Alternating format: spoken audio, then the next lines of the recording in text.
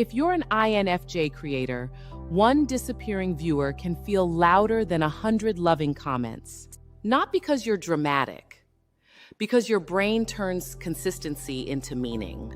And that is the creator trap nobody talks about, not the obvious parasocial relationship from viewer to creator, the quieter one.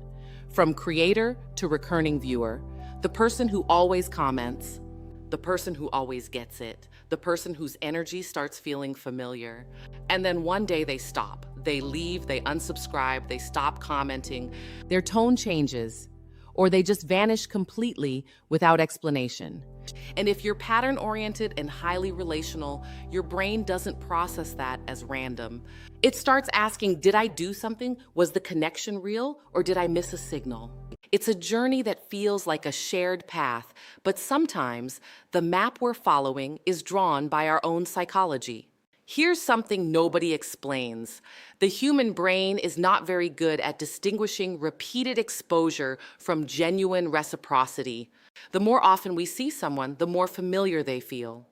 And the more familiar they feel, the more our brain begins assigning relational significance to them. It means familiarity can quietly masquerade as intimacy. An INFJ may know very little about someone's actual life, but because they've seen their comments for 2 years, because they've shared emotional moments, because they've appeared during difficult seasons, their nervous system begins coding them as psychologically close, not because the INFJ is irrational, because the human brain evolved in small tribes. Historically, repeated presence usually meant relationship. Online, repeated presence can mean absolutely nothing. What if the person who disappeared was actually healed? What if they stopped watching because they no longer needed what you taught? What if their absence wasn't rejection? What if it was evidence that your work succeeded? A while ago, I noticed someone who had been part of my community for a very long time suddenly disappear. They didn't announce it. They didn't explain it. They were simply gone. And I caught my brain doing exactly what I'm describing in this video. I started creating theories. Maybe they disagreed. Maybe I disappointed them. Maybe something changed. Months later, I learned the reason had absolutely nothing to do with me.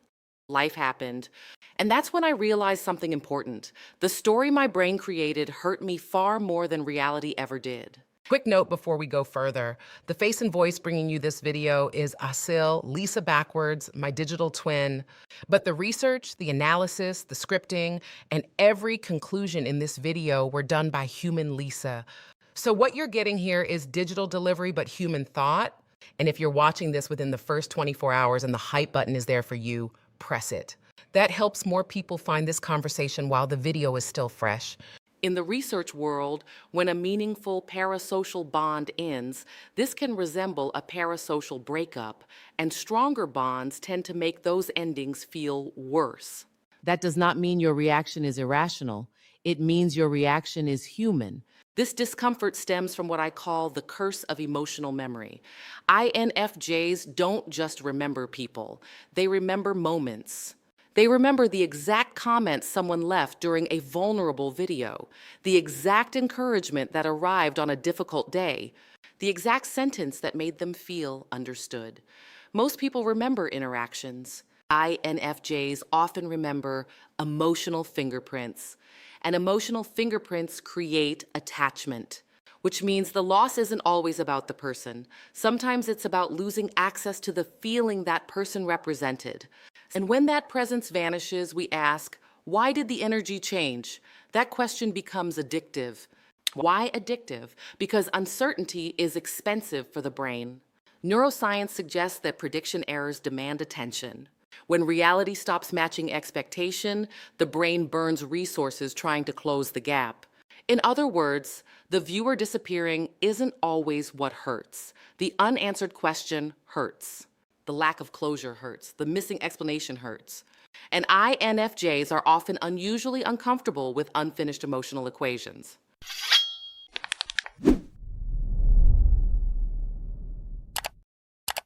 This brings us to the deeper danger, the creator identity layer.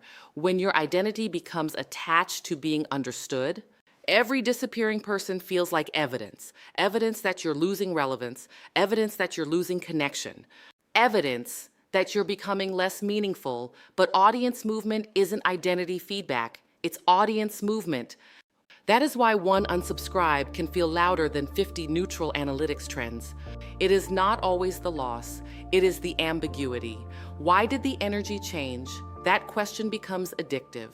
And this is where attachment psychology quietly enters the room. Attachment theory, in simple terms, says that human beings learn patterns of closeness, reassurance, inconsistency, and loss through early relationships. Those expectations do not disappear in adulthood. They often show up in how we bond, scan for signals, and interpret distance. If you lean anxious in relationships, even mildly, you may become more vigilant to signs of withdrawal. You may crave reassurance more quickly. You may feel unsettled by ambiguity, and you may work very hard to restore emotional clarity. Research on parasocial bonds suggests something similar. People with more anxious attachment often report stronger parasocial relationships. So if you are both emotionally perceptive and even slightly attachment sensitive, online audience shifts can hit a very specific nerve. Not just they left, but something in the bond changed, and I need to understand why. And this is the part many INFJ creators need language for. Sometimes your intuition is picking up a real shift. Sometimes someone did pull away. Sometimes a viewer did become colder. Sometimes the attachment did change. But sometimes what changed was not the relationship. It was their budget, their season of life, their attention span, their nervous system, their interests, their sleep, their algorithm, their private pain. Online, people leave quietly all the time for reasons that have nothing to do with you. And if you are a meaning maker, you can accidentally turn ordinary audience movement into symbolic rejection. That is the trap. You start emotionally auditing exits that were never actually interpersonal in the way your body is experiencing them. And this is where creators burn out, because they think they are being thoughtful. But psychologically, they may be running a background abandonment scan on their own community. Let me say that again. Some creators are not building community. They are building a nervous system around recurring reassurance. And when the reassurance moves, the story becomes something is wrong. The problem is not that you felt it. The problem is when you mistake feeling for conclusion. So how do you protect yourself without becoming detached, cynical, or fake? Here is the healthier path. First, stop assigning private motives to public silence. If somebody leaves without telling you why, you do not actually have enough data to write the emotional script. Second, do not monitor individual exits in real time. Check patterns, not ghosts. Creators spiral when they turn one missing person into a mystery. Third, build rituals that return you to the whole. Read broader feedback, review why your content matters, anchor to mission before attachment. Fourth, if you know you lean anxious, practice naming the body state before the story. Say, I notice activation. I notice uncertainty. I notice an urge to personalize this. That alone can interrupt the spiral. And fifth, remember this. Audience relationships can be emotionally real and still structurally temporary. That does not make them fake. It makes them seasonal. Mid-video reality check. Not all parasocial attachment is unhealthy. Some parasocial bonds help people regulate emotion. Some reduce loneliness. Some even improve openness towards stigmatized experiences when creators speak honestly.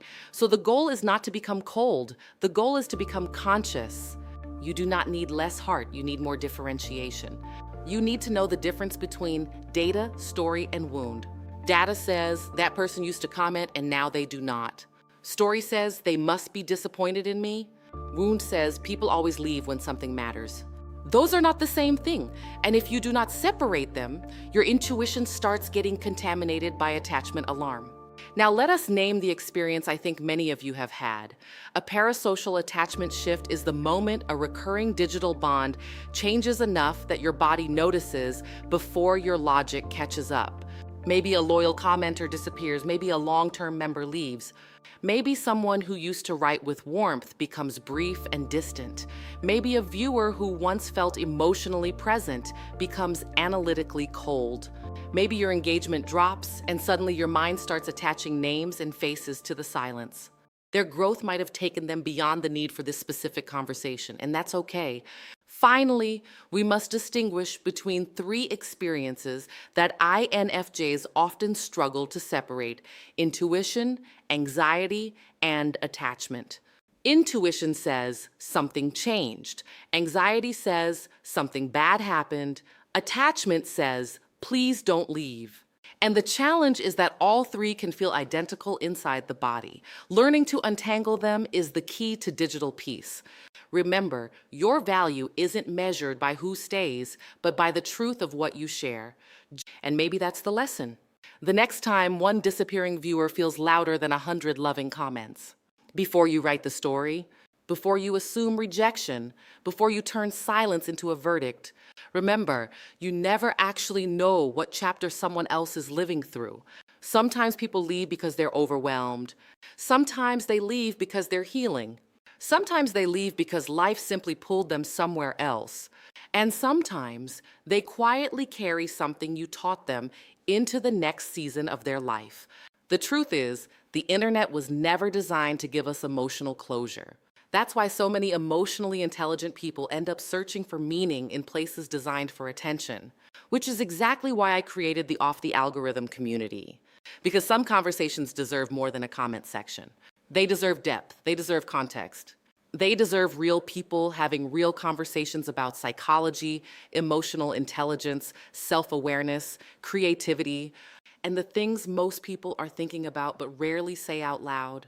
So if you've ever felt the things we talked about today, if you've ever overanalyzed a silence, if you've ever questioned a shift in energy, if you've ever wondered whether it was intuition, anxiety, or attachment speaking, I'd love to have you join us. The group is completely free. You'll find the link below. And before you go, tell me this in the comments. What was the biggest story your mind created about someone who disappeared? And what did you eventually discover was actually true? Because sometimes the most powerful thing we can do is compare the story we told ourselves with reality. And that may be the difference between emotional intelligence and emotional suffering. I'll see you in the next one.